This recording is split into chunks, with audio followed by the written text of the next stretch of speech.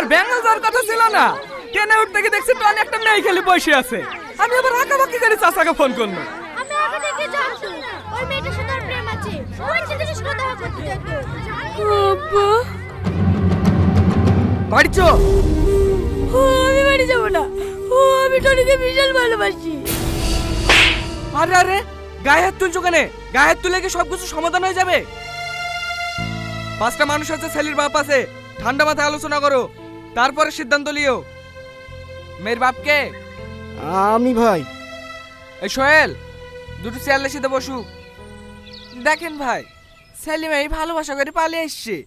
আমার জ্ঞানে বিটা দিদি আয় ভালো, না হলে আজকে পুজো বাড়িলে যাবেন, আবার তো কালকে পালিয়ে যেতে পারে। বসেন চাচা।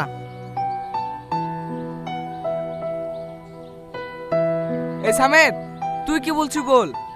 আমি আবার কি বলবো? মেলি চলে এসে বি করবে। দেখ, রাগ করে থাকলে সমাধান হবে না। ছেলে মানুষ ভুল করে ফেলিছে, মেয়ে নিলে। ভাই, তাহলে আজকে সেলিমের বিপরীত দিছি, কি বলছেন বলেন। কি বলবো, আপনারা যা ভালো বোঝেন তাই করেন। এই সোহেল, জামলানা ডেকে আয়। ঠিক আছে চাচা।